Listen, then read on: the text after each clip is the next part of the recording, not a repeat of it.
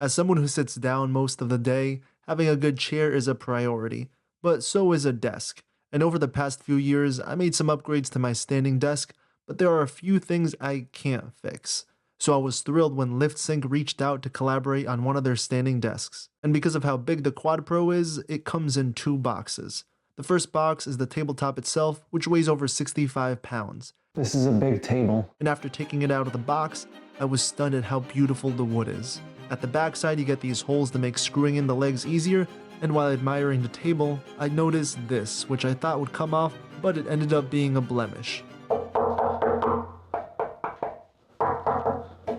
The second box is 77 pounds, which is insane since all the other standing desks I had weighed less than this. And for those of you wondering what's in these boxes, it's gonna be absolutely nothing. They just take up space in the box. And before I forget, here's how my current setup looks like. There's the old table, and here's all the pieces nice and organized. Now with all the parts actually organized, we get 4 table legs, control crossbar, long crossbar, 2 short crossbars, power cord, power adapter, control box, remote control, hardware, and let's not forget the user manual.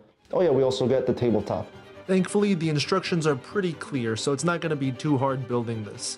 And if you have a drill, it's going to make the assembly much faster. Now, I'm not going to get too detailed with the instructions, but I will say to make sure when attaching the crossbars to the legs that you push them in all the way.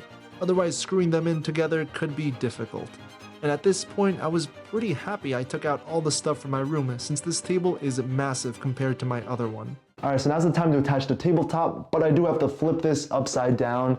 Unfortunately, this is pretty heavy and it's just me over here, so I'm gonna do the next best thing, and it's just gonna be put the tabletop right on top of over here. And just to not scratch things up, I'm gonna be using this blanket. Now the blanket helped me push the table without scratching it against the metal, so it was a pretty good idea. And I'll repeat myself again, ideally you would want to flip this upside down, but I'm doing what I can by myself. You gotta remember that this standing desk isn't just big, but it's also pretty heavy at over 100 pounds, so if I try to flip this over by myself, I might knock it down or even hurt myself. I'm almost there, and now it's time to attach all the cables to the control box. And as I screw in everything at the bottom, I realize how genius this design is since all the cords, all the adapters are hidden when you look at it from the front view. So it doesn't look the neatest, which is why the last thing to do is just to actually attach the little adhesives here just to improve the cable management of this.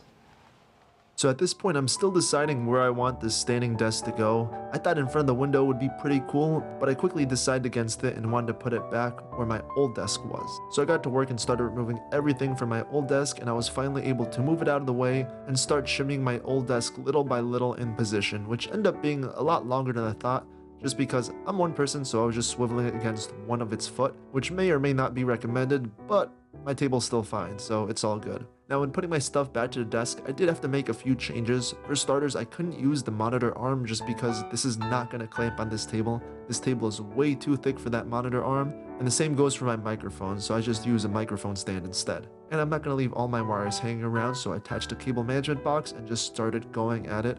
And this took a little bit longer than I thought, just because I wanted to make sure everything was nice and tidy and nothing was hanging out from the front view. Now before I show you everything, let's start at the bottom, and by the bottom I mean underneath, because I did a pretty good job with the cable management. That box came in clutch and everything's looking very neat, and when I look from the side I can't even see any of the wires except one of them hanging out, which is connected to the outlet. And as you can probably tell, I added one more thing to this desk, and that's gonna be that desk riser from my old table.